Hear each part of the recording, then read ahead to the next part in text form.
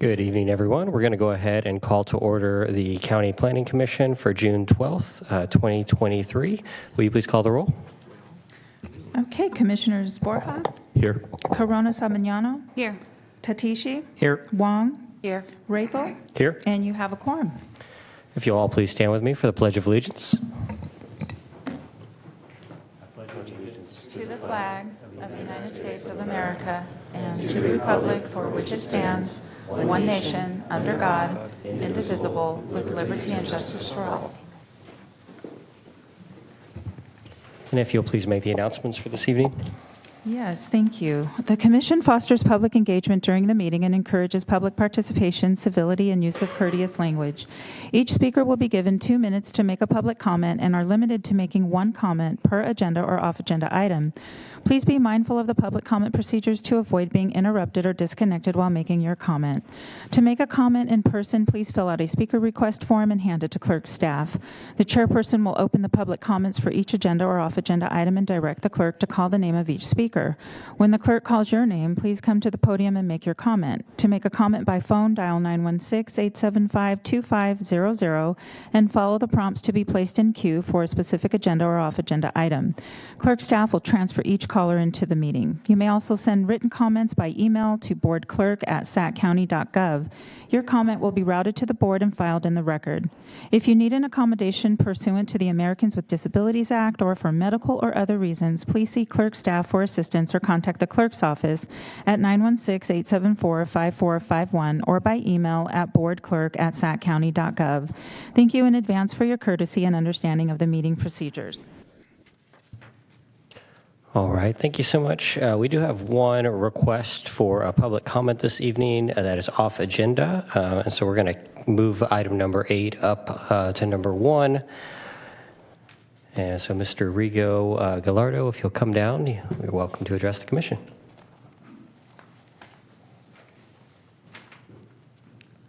Good evening, members of the Sacramento Planning Commission. First and foremost, allow me to say thank you for the opportunity to speak today. My name is Rigo Gallardo. I am a representative from Local Union 46 for Sacramento County Carpenters. I'm speaking on behalf of approximately 39,000 union carpenters, men and women across Northern California.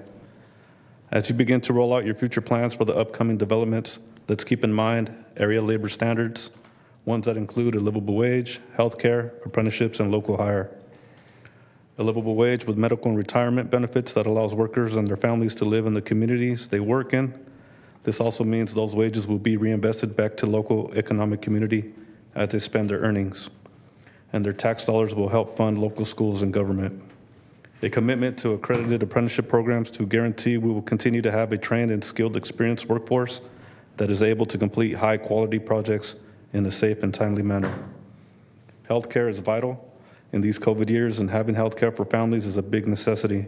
And I believe if you work hard full-time, you should have access to healthcare from your employer.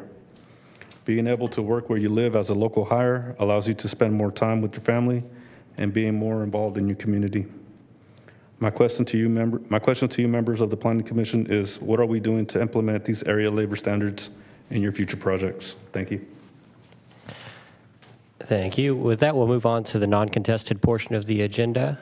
Chair Raythel, we do have one caller for the off agenda. Would you like to take that call now? Oh, yeah. Thank you so much. Thank you. I'll have you transfer the caller now. Oh, the call dropped. So do you mind if I leave that queue open just in case they call back? Yeah, that's And then just I'll fine. Notify the board. Okay. We can always take more public comment at the end also. No Okay, so problem. I'll leave that open. Okay, thank you. We'll just move forward to, thank you so much. We will move forward to item 1. For item 1, I will be asking the board to drop this item. This was for the tentative parcel map, special development permit, and design review.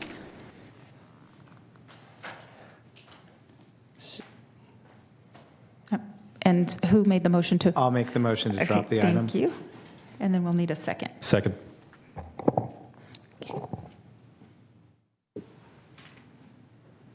Thank you. And that's a unanimous vote. Okay, and for your next item, Item number 2, this is a use permit amendment and design review. This is for the River Oaks Center for Children located at 5420 Laurel Hills Drive at the intersection of Laurel Hills Drive and Garfield Avenue in the Carmichael Old Foothill Farms community. And I do have to take an oath for this item, so if there are people here that are going to sign up to speak for item 2, I could take the oath at this time. Okay. Do we have the applicant for item number 2 this evening? If they want to address the commission, they can. It is non-contested, so it's really up to you. You're good to go? Okay. If they're going to speak, they should be sworn in. Are you not going to speak? No? All right. All right. Do we have any public comment on item number 2? We do not have any public comments. All right. I will turn it over. I'll ask the commissioners. Ms. Gutierrez, would you like to address the commission? Oh, I was just going to say that we do have Emma Carrico, our project manager here, should you want a presentation or have any questions. Would anyone like to hear the presentation included in our packet this evening or have any questions for staff on this item? I do have one question, but it might require the applicants to be sworn in. I don't know who would be the appropriate person to ask, but I noticed in the staff report that it indicated that they, as of 2013, there was a sale that resulted in a reduction of the center's provided parking, so they no longer complied with the required 73 spaces and then became non-conforming. And it wasn't until 2020 that they made an effort to remedy the non-conforming parking situation, and I was just kind of curious about the 7-year delay. I think if we've got questions on what's in the staff report, let's just go ahead and have the presentation and take it as a contested item if that works for you guys. Sure. This is Emma Carrico, Associate Planner. I can also answer that separate of the presentation if you'd like. But so basically, the applicant was actually leasing that same parcel that they sold back from the person they sold it to. So they were using that parcel for parking during that 7-year period. There was a brief, I think, like 6-month period where they were no longer leasing it from them before they applied for the use permit amendment that is before you tonight. Okay, thank you. Does that answer your Yes, question? that Perfect. answers my question. All right, so it sounds like we don't need a presentation this evening. No public comment. We do not. All right. Would anyone like to make a motion this evening? I'll move staff recommendations. Second. All right, there we go. This is handy, this voting by that's computer a screen. Unanimous vote. Okay, on to item number 3. I will also have to take an oath for this item. I think you do have one speaker, but let me read the item into the record. This is for a tentative subdivision map and design review. This is located at 3800 Robertson Avenue, and this is in the Arden Arcade community.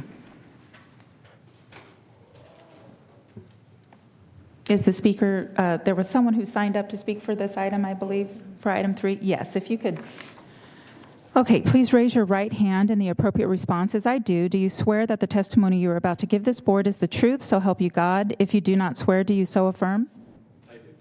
And when you come to the podium, please state your name for the record and the statement, I have been sworn. Sorry, do we also have the applicant here, David Romo? Okay, we'll also need you to get sworn in as well.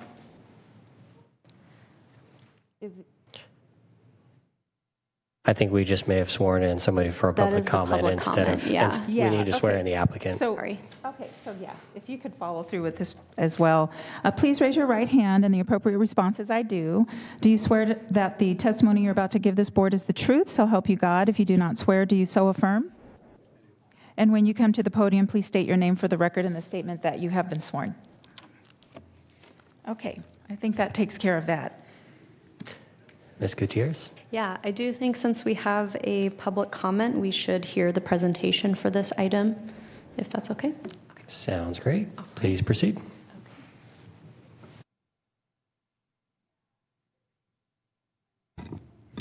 Okay, good evening, Chair and members of the Commission. My name is Kimber Gutierrez. I'm a senior planner with Planning and Environmental Review, and I will be presenting on behalf of Christian Balthazar, who is the project manager for this project. Unfortunately, he is out sick today, so we'll be presenting on his behalf.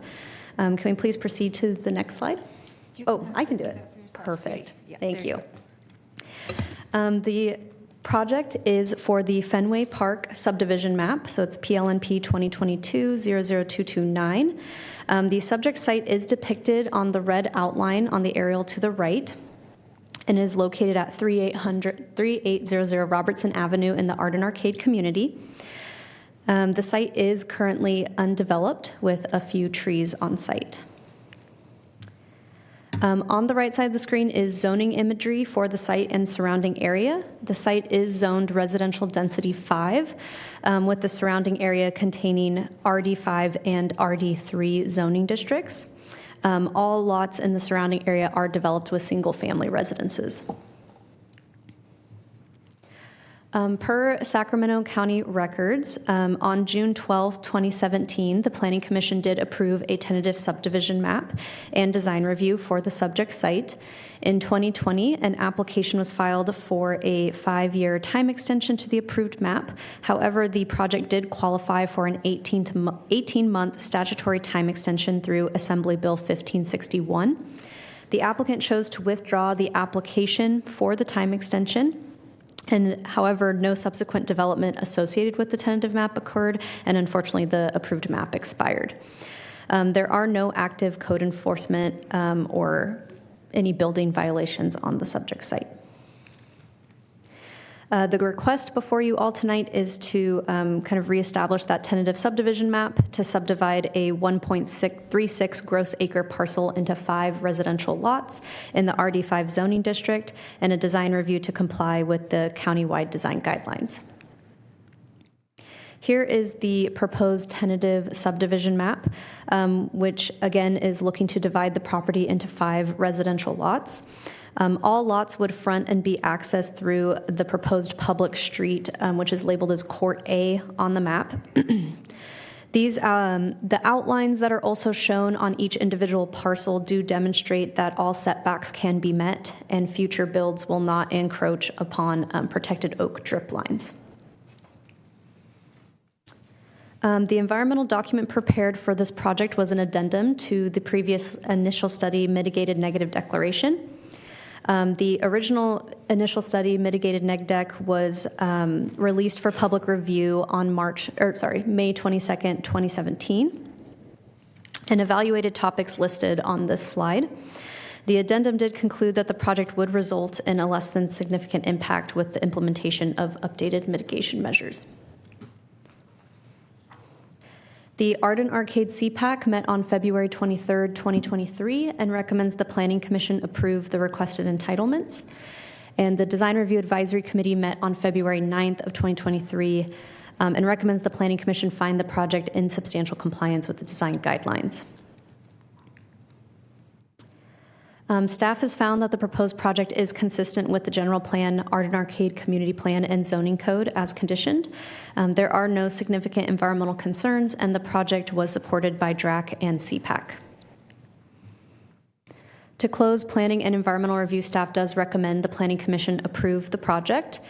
So you would be determining the environmental analysis prepared pursuant to the California Environmental Quality Act is adequate and complete, adopt the mitigation monitoring and reporting program, approve the tentative subdivision map subject to findings and conditions, and find the project in substantial compliance with the design guidelines. With that, I will conclude my presentation. I believe we have the applicant here, and I can answer any follow-up questions. Thank you, Kimber. Questions for staff this evening? Okay. All right, thank you. At this time, I'd like to invite the applicant down if you'd like to address the commission this evening.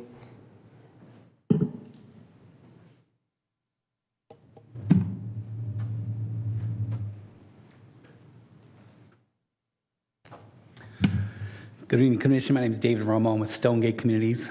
I'm the developer of this project.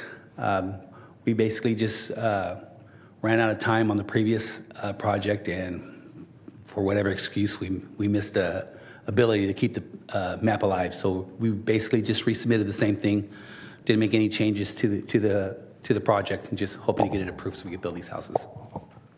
Thank you. Questions for the applicant this evening? All right. Thank you so much. Thank you. At this time, I'll go ahead and open up public comment. I've got one request to speak so far. Mr. Pegos, if you'd like to come down.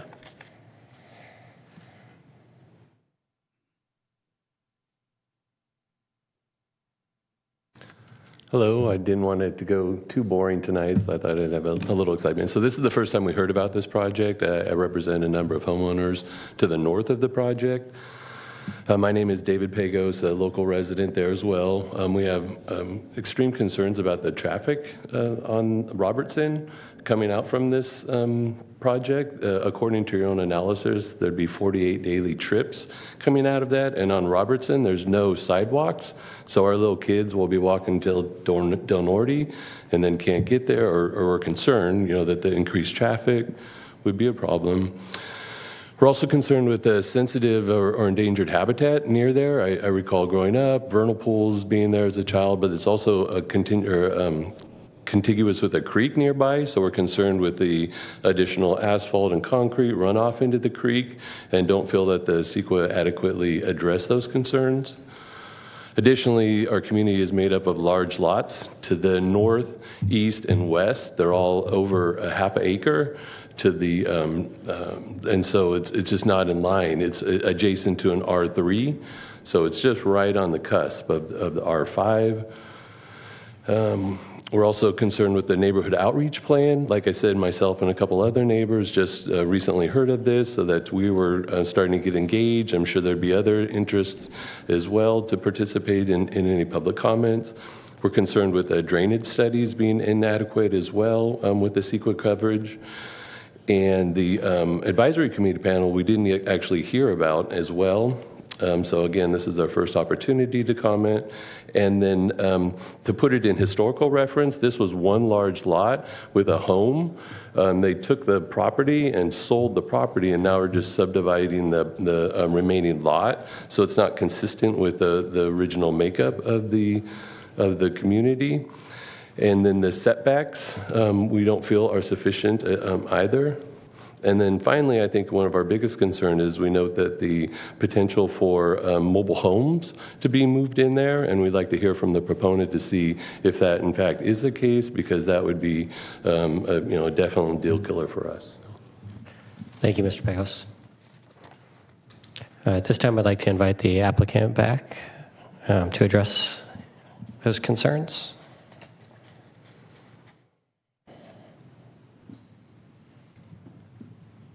Good evening, Council.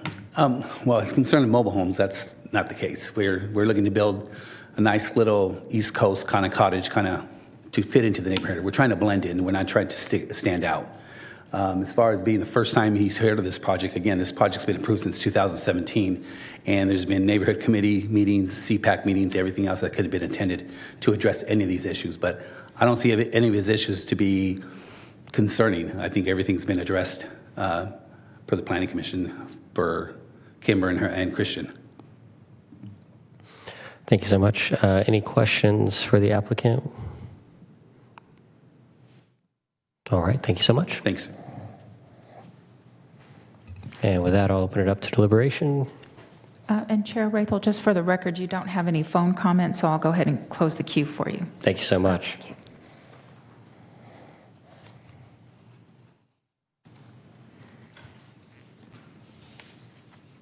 Anyone want to kick us off this evening? I'll start.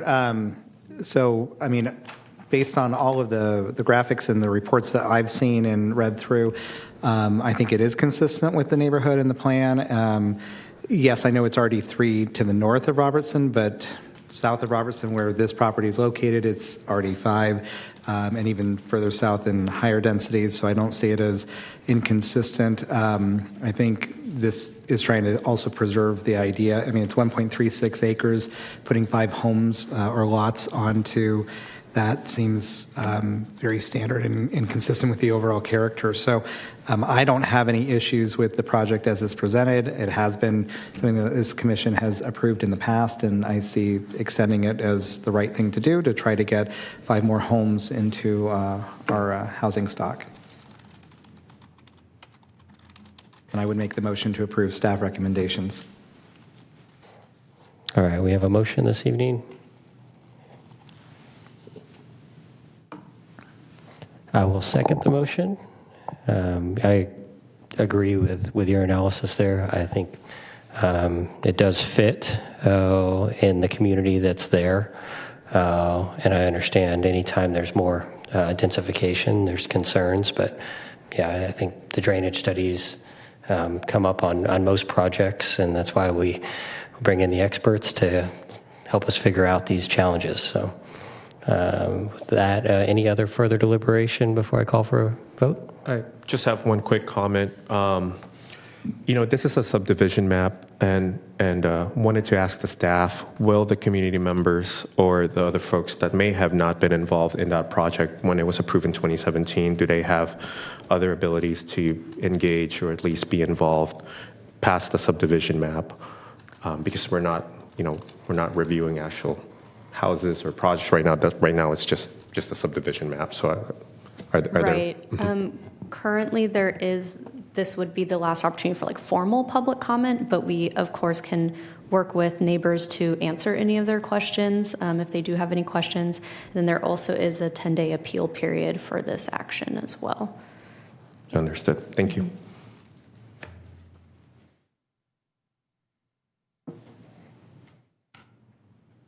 Are you calling for the vote now?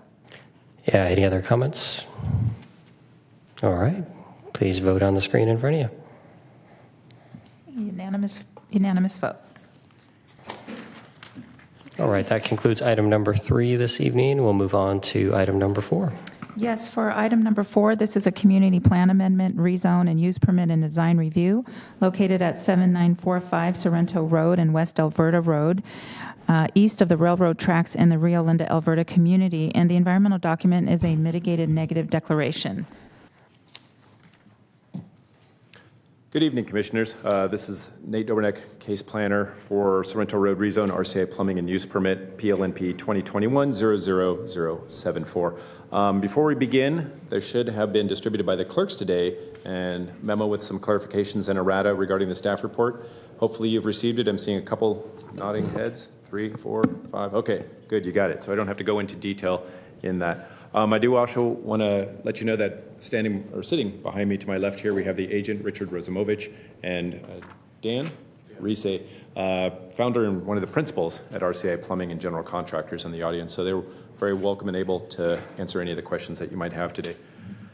So this, you can see, is a 2021 project. It's been around for a while, and based on some of the comments from the other projects there, we'll touch on some of the aspects about why we are here today in 2023. So we'll go to the next slide, please.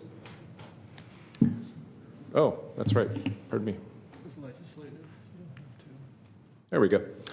We're going to hold on this slide for just a minute. Obviously, it's an addressed property. You're going to find that this site is a long, narrow triangle. It's going to flip to the left and the right in various images, but that tapering portion will always point to the south to help orient you.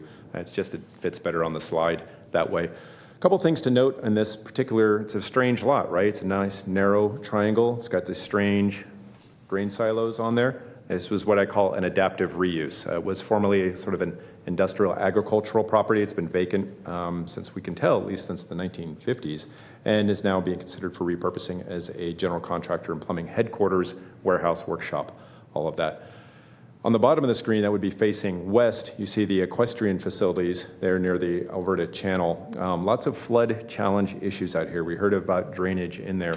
That's one of the reasons that this project did take so long. It was really rigorous to get through the drainage aspect. It's pretty flat out there. A lot of it was built up. Anecdotally, I've heard that Sorrento Road floods every winter. So making sure that all of that would make for a useful site took for a while. Then to the top of the screen, that would be looking east. That's our federal facility. That's the WAPA, Western Area Power Authority.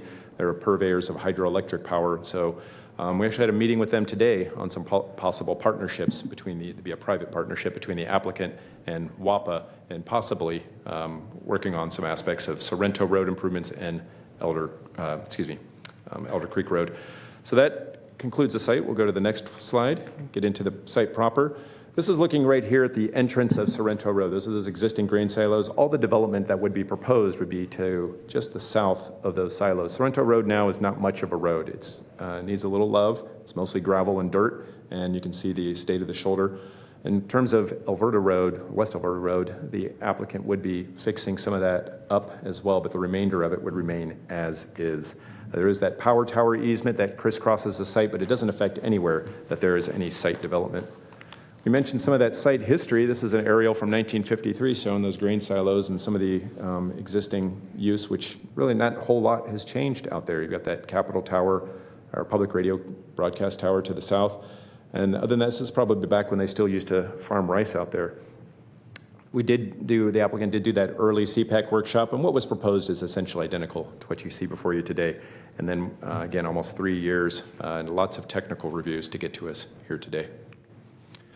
The community context you saw in the aerial photos, it's essentially agricultural, and it's been that way. And we're going to see a series of slides now which are going to describe the colors representing different land uses out there.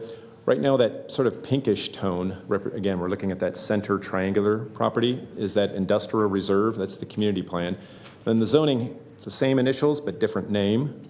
Interim agricultural reserve. These are lands that are held as agricultural purposes and are planned and forecast to convert to some industrial use in the future. And that industrial use depends on what the future owners want to do. They want to go heavy, light industrial, different types. So we hold it as ag, knowing that the current 2030 general plan and community plan indicate that some industrial use at some time is appropriate. And that's why we're here today. The owners wish to go to light industrial. That's part of their ask. We have 4 entitlements here. The community plan amendment, which would convert it over to light industrial from the industrial reserve, that rezone as well, going from IR to M1, light industrial. And you might say, why do you even need a use permit in an industrial zone? And that's because we're going to see in a moment here in the design that this is a big office. Typically you see a small office, big warehouse. In this case, it's slightly flip-flopped. It's a very big office as well. And once you exceed 25% of your main warehouse, the idea is that you have to get a use permit. Essentially, the purpose is that you will be operating still as an industrial use. It's not a sort of an office and industrial clothing, so to speak. So that is the case. I believe that the applicants can speak more to this, but my understanding is that the office is large to allow that continued growth and prosperity should RCI Plumbing and General Contractors continue to expand.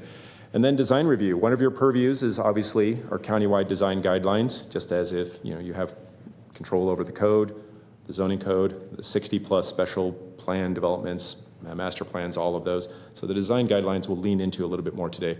Our recommenders were our Design Review Advisory Committee, the Rio Linda Alberta Community Planning Advisory Council, and here today with the Planning Commission. The ultimate deciders, because it is that rezone community plan amendment, will be the Board of Supervisors.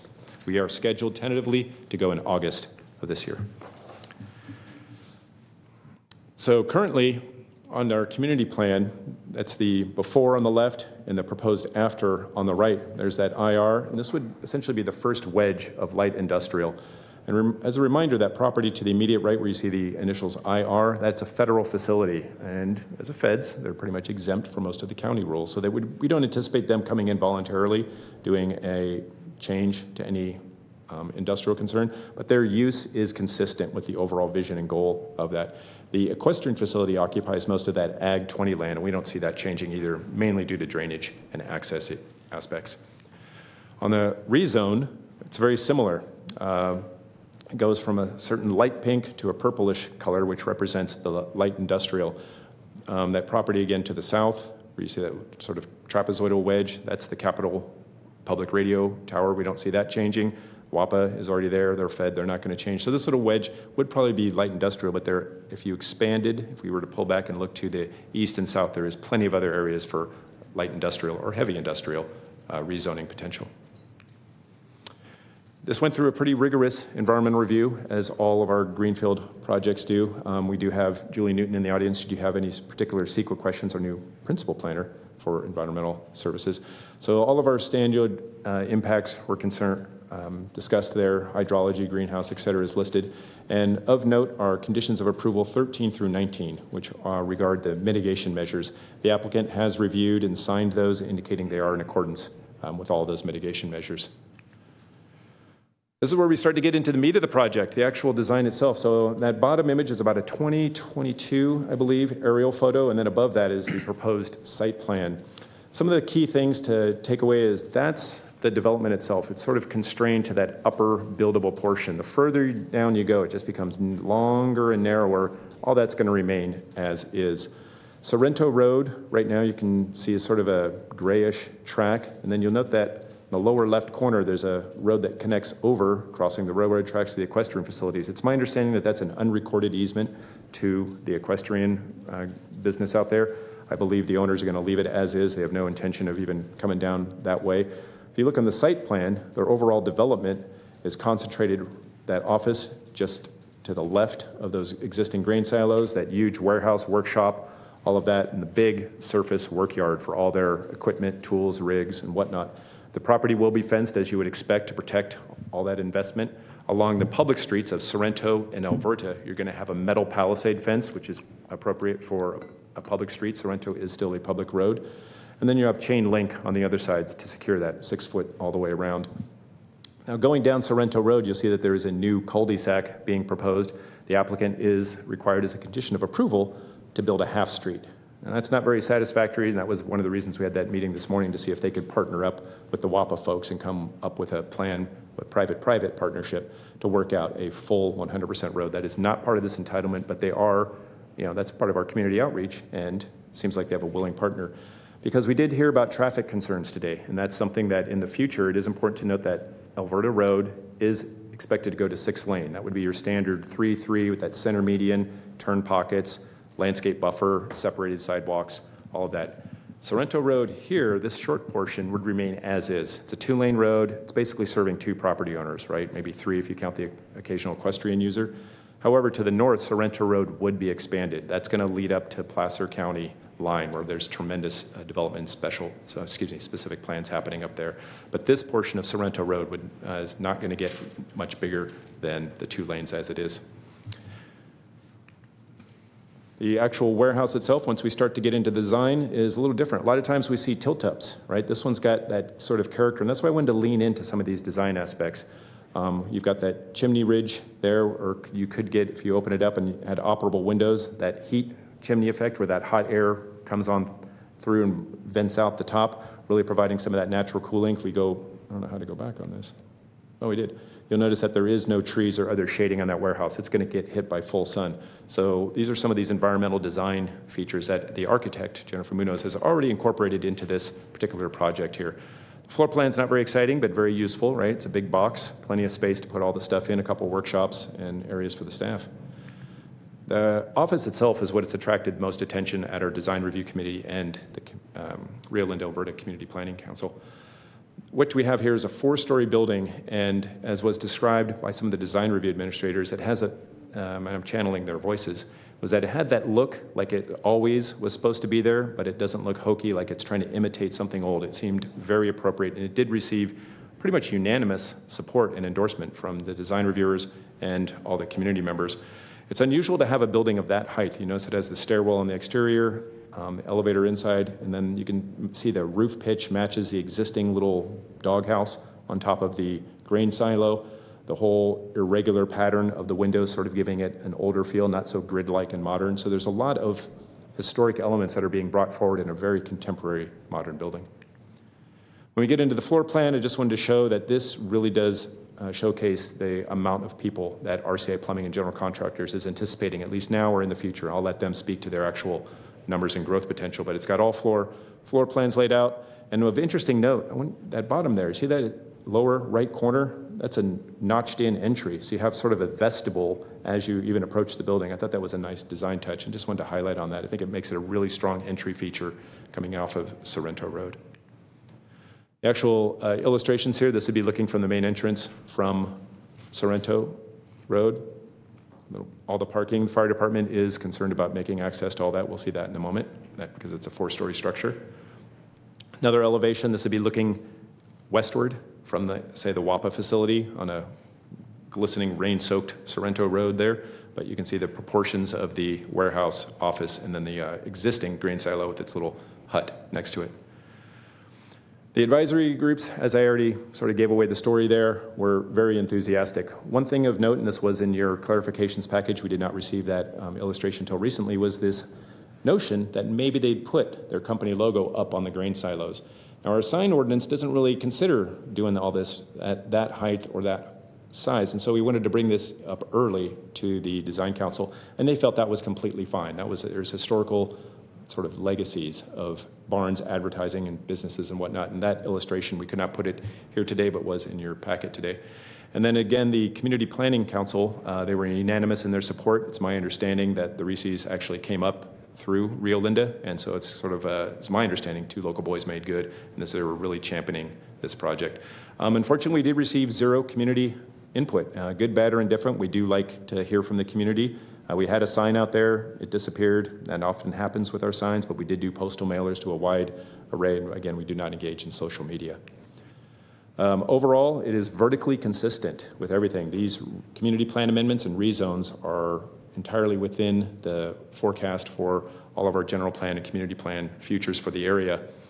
A couple of key conditions. There's that certificate of compliance for a lawful parcel. The applicant's done some work in the interim, says that they believe it was created in 1946. They'll do that and get that wrapped up with surveys.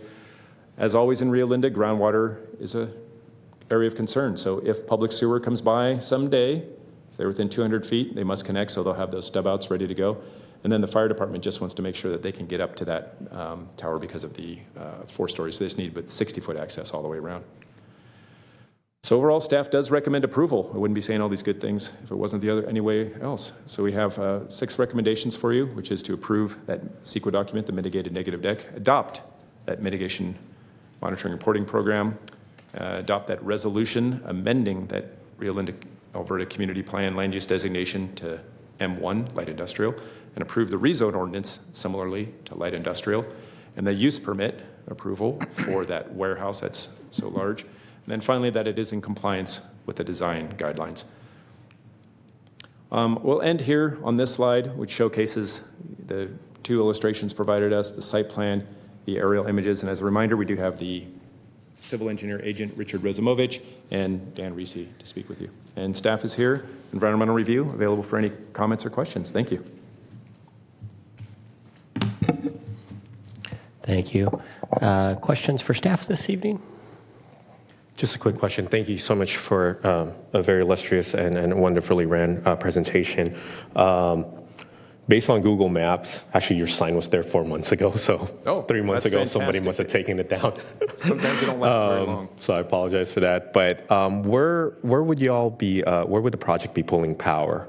Right now, it's above ground transformers, and have we already gotten input from SMUD on how would that work? If there would be, I would imagine, a smaller substation or at least some transformer upgrades.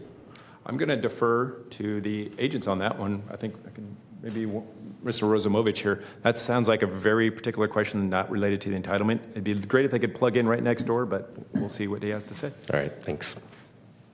Any other questions for staff this evening before we move on to the applicant? Sure. I have just one quick question. I wonder if you could share, based on the DRAC vote, it looks like there was 2 yeses, 1 abstention. Oh, thank you. Just curious what that was. The 1 abstention was required because that DRAC member, Jennifer Munoz, is on the DRAC. Is the project architect. So this is her work. Okay. So you can't vote yes for yourself. That's unseemly. So she respectfully abstained, and they did have a lot of good things to say, though, about this project. Again, it was been lauded and celebrated every time it's been presented. Thank you. I'll ask kind of a similar question to the power as far as the sewer connection goes. Obviously, they're too far from it, so according to our codes, we exempt. But is there any sort of, size or density restriction associated with that? I could see that, for a single-family residence, but obviously there's going to be a lot of people using that on a daily basis. So. We do have environmental here. I'm not sure if Julie has a handle on environmental management department. They are the ones who regulate all of the septic systems out there. As far as I know, this area can receive septics. I've heard no indication otherwise. The conditions of approval that were provided by EMD or Environmental Management was basically, come in and get your permits, do your standard thing. So I haven't heard any indication that the size of the building or the soil itself would not be able to handle a septic system. In the future, there is, some sort of plan, unknown when, same thing, probably same time when Alberta Road gets expanded to put some more infrastructure in there, but that's probably a long, long time away. Any other questions for Mr. Dobrnik or other staff this evening? All right, thank you, sir. You're welcome. At this time, I'd like to invite the applicant up, and if you have multiple members of your team here this evening, we'll have you guys all get sworn in at the same time. Thank you. I'm going to do that now. So even for the folks who signed up to speak as public comments, please raise your right hand, and the appropriate response is I do. Do you swear that the testimony you're about to give this board is the truth? So help you God. If you do not swear, do you so affirm? I do. And please state your name for the record and the statement I have been sworn. And when you come to the podium, ma'am, you could do the same thing. Okay. Good evening, Mr. Chairman, members of the Planning Commission. My name is Richard Rosamovich. I'm with Area West Engineers. Our business address is 7478 Sandalwood Drive, and we're the project civil engineers for the proposed project. And Nate, you did a hell of a job. Very good presentation. Make my work very, very easy. We've read the staff report. We concur with the proposed recommended conditions of approvals. I'll try to answer any questions that you have. Jennifer Munez is here. She's the architect. I think I'll be able to answer all the questions, but again, we've read the proposed conditions of approval and we concur with them. All right. I'm going to try not to butcher Rosamovich. Well, Nate is probably the best of all the county people I've worked with that really pronounces it well. It's Rosamovich. Rosamovich, yeah. Mr. Rosamovich. You want to start us off with utilities? We got some power and sewer questions. So the sewer, that'll be handled with the EMD, with the environmental management people, and obviously it'll have to be submitted with a separate subconsultant. They'll work with EMD to figure out what exactly they're going to do. Part of the conditions of approval is that this project will have to have some dry sewer lines constructed, so when the sewer does come in, it'll connect right up. There's also a condition in there for from SMUD to do the power. Typically what happens is the architect and the actual building user will get together. They'll figure out the load requirements. They'll submit an application to SMUD, and then either the power consultant and SMUD will work out and figure out where they're going to put the transformers. We're going to bring in the electrical power, and all the facilities will be underground. Nate had a good suggestion just to run the extension cord across the street, but I don't think that's going to happen. So that's typically what happens. You pay an application fee, and then once the electrical contractor or the engineer and SMUD work out an agreement, pay the fees, and then go to the design and eventually the construction.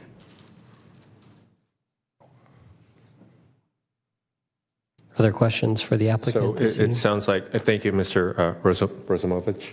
Very good, Rosamovich. Thank you. I like Thank you. that. Thank you for that. It sounds You're like you guys are in the process of the Rule 16, where you would put the load calculation to SMUD. I'm not really concerned. I just want to let you know, I think they've been a little bit backlogged, 6 to 7 months out. I don't know if that would be such a big impact to your project, but it does seem like there's not as much adequate power there with the existing transformers. And so should the commission vote to approve this, and should you be successful in the track, I would really recommend just taking a look at getting started with the SMUD process earlier if possible, just because of, they've been impacted by some of the other things that have been happening this year.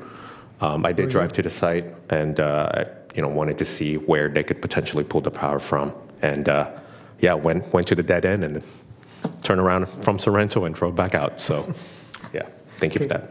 Yeah, thank you for that suggestion. Any other questions for the applicant this evening? Do you want to just quickly walk us through? I know I'm not overly concerned about office uses and industrial. It's going to be your employees in the building. So if they want to be in an industrial zone, sounds great to me. I'm not sure where that condition comes from, but do you want to just kind of talk a little bit about why this site and why it makes sense for the office employees to be there? Well, the Reese family have been in the Rio Linda area I have known their family since 1977. They have continuously grown. I think they want to be within the community. They live in the community. You can ask one of the principals of the firm, but we built our own office building in Citrus Heights, and the reason we built it there is because we lived close by, and most of our employees also lived close by, so they didn't have to do any commuting. So I don't know what else to tell you, but it's a good place for folks not to have to travel a long ways to go to work. Thank you. Other questions for the applicant team this evening? All right. Thank you so much for your time. Thank you. And I hope that you recommend approval to the Board of Supervisors. Thank you. Thank you. And with that, we'll open it up to public comment. I think both the public comment cards I got were actually applicant team. So do we have other public comments this evening? And we do not have anyone on the phone. All right. We'll go ahead and close public comment, and we'll move on to deliberation. I'll kick us off. It's a good-looking project. I think it's been well thought out. It's obviously been a long process to get here, so I commend you guys in getting through the process. And I appreciate the employment center being built up there and really trying to make it look like it should be there. So with that, I'll make a motion for staff recommendation. Second. Okay, unanimous vote. Congratulations. Okay, Chair and members of the board, for item 5, I will be asking for a motion to continue this to June 26th.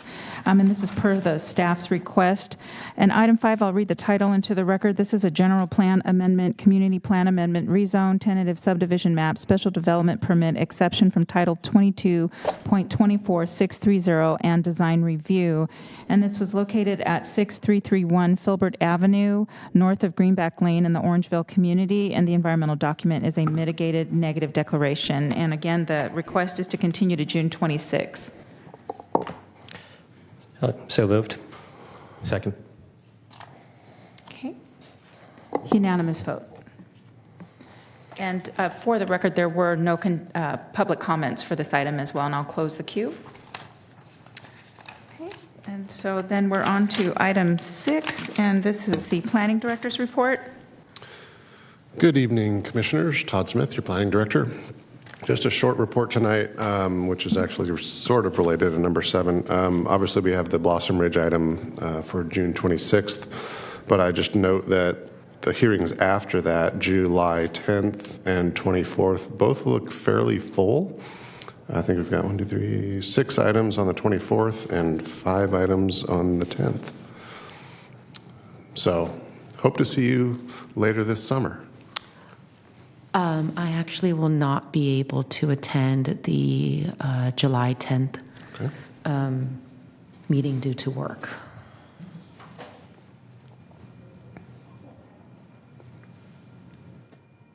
Anyone else on scheduling items? I will not be at the June 26th meeting. I'll be in Vermont for work.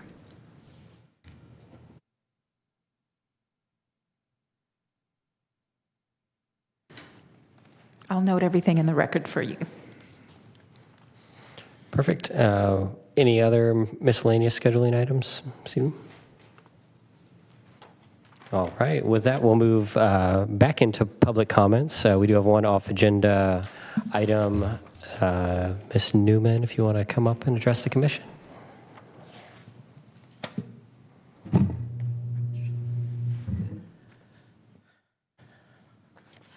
Hello, I've never stood up for one of these before, so thank you for the smiling faces. My name's Kara Newman. I live on Santa Juanita Avenue in Orangevale, and I find I'm representing about 30 citizens along the street who have seen that an address, 7104 Santa Juanita, formerly a care home, permitted for up to 50, but for non-ambulatory care. The Orangevale CPAC has already been notified of this. They are switching it over to a dual diagnosis treatment center for 50 to possibly 100 people. And there are very big concerns along the street for traffic increase, safety. We have Odyssey Learning Center about 50 yards away from that, which has autistic kids bussed in every day from about 40 school districts. We have a preschool about 150 yards away. We have an older folks care home. We have a teen mental health, all on our little narrow street, which we like as a little narrow street. We don't want it widened. But right now it appears that the new owners are bulldozing their way through the permit process. They're not getting permits for construction and demolition. They're doing a number of environmental changes. They refuse to talk to anyone in the neighborhood, and they have been really gently asked. We're really concerned, should this come up, and it should, because it's being transitioned from what was really 20 people in a non-ambulatory care situation to 50 people in a dual diagnosis system, 24-hour care on a very narrow street. So anyway, people have brought up traffic, safety, the creeping growth of the center. Odyssey Learning Center itself went from being really a family home to they extended that to using the barn that was on the property to a major build-out. And it looks like that's going on with this property now without any kind of community notification. We would really like to have somebody in planning take a look at this situation. We're really carrying our load for the street. We're carrying, we're kind of at max for safety and just the community, a walking Ag 1 community. We just, please, when it does come up, please take a look. Thank you so much for coming down tonight, Ms. Newman. We'll definitely have staff take a look at it. Okay, thank you. Just for the benefit of the commission, staff is aware of this, and we have been in contact with our counterparts in code enforcement. We're aware of the ongoing site work without permits, and we're coordinating extensively to take care of it. And one quick comment, in addition to, I formerly worked for OSHPD and HCAI now, Healthcare Access. They're the ones that would be shifting the licensure for that. Ms. Newman, if you'd like to, they're also the state that would be providing the switch to the ambulatory care. They won't be able to lawfully be permitted and operate if they're not able to get HCI and CDPH permitting review. So that's also, as a resource, another thing that you can look into. They have purchased the property. No one's been notified in any kind of an official way. They purchased the property. Ms. Newman, we're done with public comment for the evening, but you guys can discuss afterwards if you'd like. So.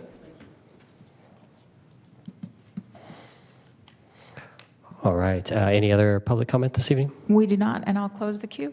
All right. Thank you so much. With that, we'll go ahead and adjourn the Planning Commission for this evening. Thank you all for being here.